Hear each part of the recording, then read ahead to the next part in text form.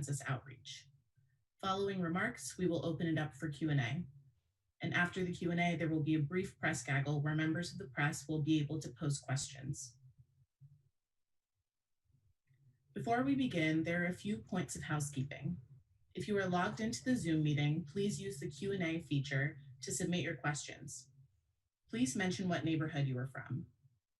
Alternatively, you can email your questions to aoc.townhall@mail.house.gov or call 718-662-5970.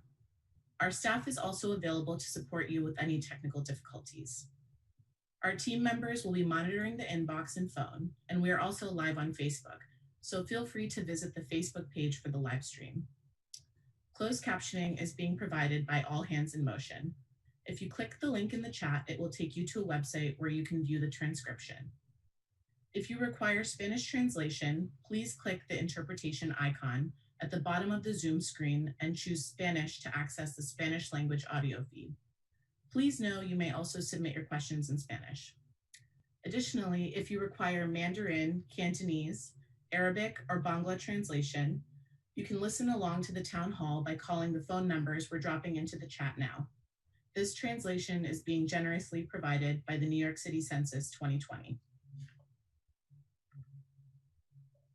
Now it is my honor to introduce you to someone who doesn't need any introduction, the representative for New York's 14th Congressional District, Congresswoman Alexandria Ocasio-Cortez. Hello, everyone. Hello to all of our residents and our community members here in New York 14. Thank you for joining us for our August town hall. Once again, if this is your first time joining us, and I'm very proud to say that we host a town hall once a month for all of our constituents, and our August town hall is no different. Para nuestros miembros de nuestra comunidad que hablan español, por favor, si necesita traducción, haga clic en el botón de interpretation en la parte inferior de la pantalla y seleccione español o Spanish para acceder el audio en español. If you or someone that you know need to access this town hall in Spanish, just click on the button of interpretation right here at the bottom of the Zoom call, and you'll be able to get a live translation of our town hall. También, si tienes una pregunta, puedes someter su pregunta por escrito en español aquí en el chat o el medio de Q&A. If you have a question or you or a loved one have a question in Spanish or any other language, feel free to put it in right here in the chat on Zoom or in the Q&A feature. Si está llamando por teléfono, también puede llamar en el número que está ahí, que fue anunciado. If you want to also call in and listen, you can dial in with the number that was announced earlier. So today I want to make sure that we really dive in. Usually in these town halls, we have something of a theme, and I'm able to kind of dive in a little bit deeper into the policies of a specific area, whether it's healthcare, housing, or some other policy initiative or legislative initiative that we've been pursuing. But I think for today's town hall, given the nature of how unpredictable these times have been and how tenuous these times have been, I want to make sure that we cut back a little bit. I'll do my best to cut back a little bit on my usual remarks, cut straight to the chase, and try to leave a little bit more time in the Q&A for you all so that I can answer and our team can answer any questions that you may have. So the first thing that I want to make sure that we cover is the executive orders that President Trump signed on Friday, because they're quite complicated. The context around them is complicated, and I want to make sure that you all have full information. So the political context for these executive orders, I think it's important for everyone to kind of understand the context in which these executive orders were made. And it was the following: as so many of you know and have experienced, unemployment benefits were on the cusp of expiring and did expire about 1 to 2 weeks ago.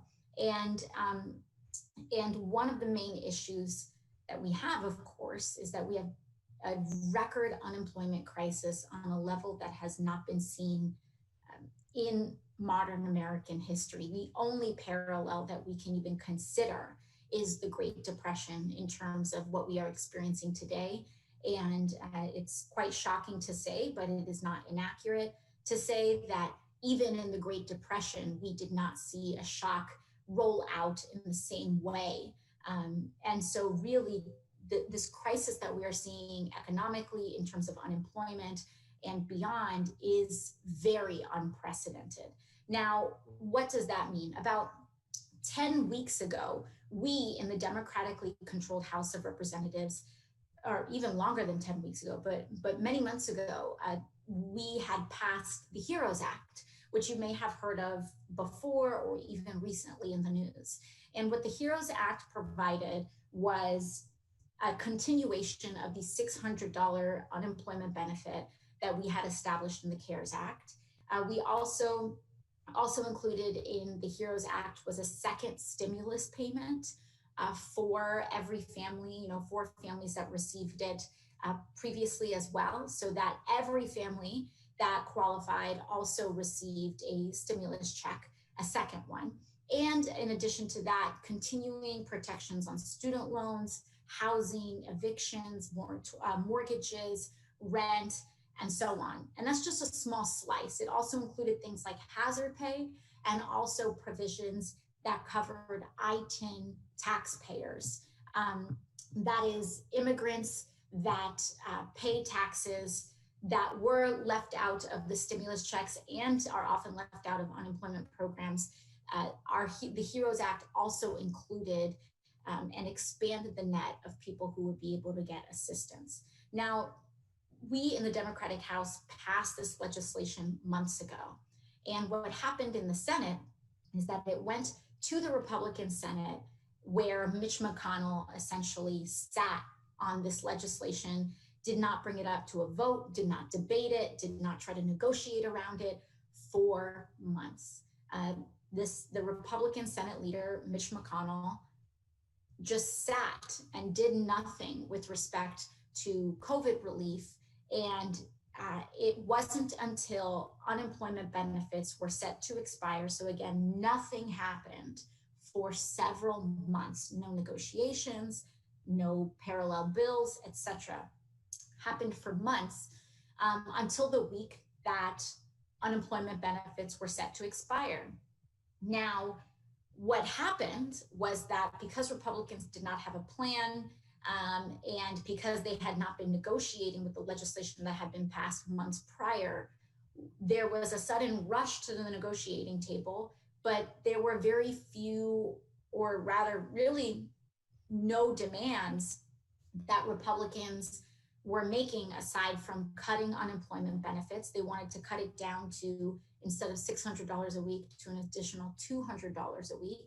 And generally just essentially taking what we did with CARES and just trying to strip most of it from working families. Now, this was an area where Democrats and Republicans obviously were negotiating back and forth, but frankly, the Trump administration and the Republican Party would not really budge on making these cuts. And so what happened was that instead of trying to hammer out legislation, President Trump decided to turn around and issue several executive orders. Now, what this means for your life is something that I think is really important to communicate.